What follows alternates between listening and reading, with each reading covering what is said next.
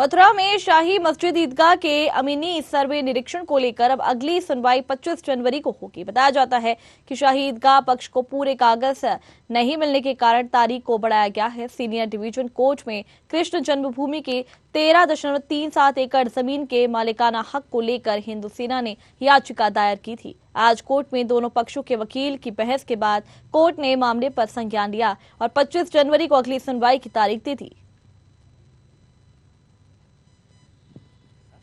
उसमें हम है, पार्टी शाही मस्जिद है, सैनी सेंट्रल बोर्ड है और बाकी और पार्टीज बनाई गई हैं। ये मुकदमा जब दाखिल किया गया था तो उस मुकदमे में उसी तारीख पर, यद्यपि वो आदेश लेट हुआ था, लेकिन हम लोगों को बाद में पता चला कि ऑनरेबल कोर्ट ने उस मुकदमे को रजिस्टर करते हुए अमीन कमीशन के आदेश पारित कर दिए हैं। जब हमें इसकी जानकारी हुई तो हम अदालत में अपियर हुए और हमने एक प्रार्थना पत्र दिया कि ये मुकदमा हमारे खिलाफ दाखिल कर दिया गया है। इसके कोई नोटिस और सम्मन हम पर अब तक नहीं मिले हैं, लिहाजा सबसे पहले हमें वाद पत्र के जितने भी पेपर्स हैं से रेलेवेंट उनकी कॉपीज दिलवाई जाए और हमें भी अपना पक्ष रखने का मौका दिया जाए। वो दरखास्त ऑनरेबल कोर्ट ने आज हियरिंग के लिए रखी हुई थी। इसके अलावा एक अमीन कमीशन चूंकि जारी नहीं हो पाया था क्योंकि उसकी पैरवी विद इन टाइम वादीगण ने नहीं की थी, तो एक एप्लीकेशन हमने लास्ट डेट पर यह भी दी थी कि अगर इस पैरवी के संबंध में कोई एप्लीकेशन वादीगण की तरफ से मूव की जाती है तो इस पर भी ऑनरेबल कोई आदेश पारित करे, उससे पहले हमें अपना पक्ष रखने का मौका दिया जाए। ऑनरेबल कोर्ट ने इन सारी एप्लीकेशन के डिस्पोजल की डेट आज लगा दी थी। आज जब हम अदालत में उपस्थित हुए और वादीगण की तरफ से हमें कुछ कॉपियां दी गई, उनका अवलोकन करने के बाद हमने फिर पुनः 2 प्रार्थना पत्र आज दिए कि ये मुकदमा इनका 711 रिजेक्शन ऑफ प्लेंट होना चाहिए as per the provision of CPC, क्योंकि ये प्लेसेस ऑफ वर्शिप एक्ट से बार्ड है और लिमिटेशन एक्ट से भी बार्ड है। वो एप्लीकेशन हमने आज मूव की है। यद्यपि हमने डिफेंडेंट को कॉपीज दे दी हैं, उन्होंने उसमें ऑब्जेक्शन का कोई समय नहीं मांगा है, केवल विशेष आपत्ति करके मेंशन कर दी है। और एक एप्लीकेशन इस बार की जहां हमने मूव की कि जो अमीन कमीशन का ऑनरेबल कोर्ट ने आदेश पारित किया था वो अगेंस्ट लॉ था।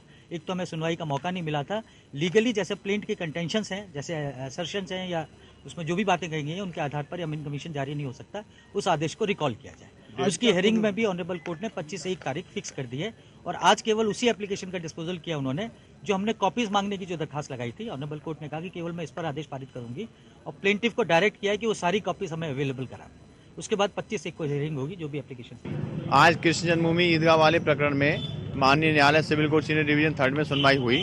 उसमें आज सुनवाई के दौरान मुस्लिम पक्ष हिंदू पक्ष के अधिवक्ताओं में बहस हुई और माननीय न्यायालय ने दोनों पक्ष को सुना और 25 जनवरी की डेट लगाई अगली सुनवाई के लिए। आज हमने भी एक प्रार्थना पत्र में दिया था कि माननीय न्यायालय वहाँ सुरक्षा व्यवस्था के लिए वहाँ जिले के अधिकारियों को रहना बहुत जरूरी है, क्योंकि मुस्लिम पक्ष कभी भी पत्थरबाजी कर सकता है अमीन जांच के दौरान। इसलिए वहाँ शांति व्यवस्था कायम के लिए वहाँ डीएम, एसएसपी और यहाँ के जो महापौर हैं और सीएमओ साहब का उपस्थित रहना बहुत जरूरी है, क्योंकि नापतोल के लिए पटवारी की जरूरत पड़ेगी, सफाई कर्मचारियों की जरूरत पड़ेगी, लाइट के लिए, रोशनी के लिए विद्युत कर्मचारी की जरूरत पड़ेगी। इसलिए जिले के आला अधिकारियों का रहना वहाँ बहुत ही जरूरी है। तो माननीय न्यायालय ने सुनवाई के लिए 25 जनवरी की डेट लगा दी है।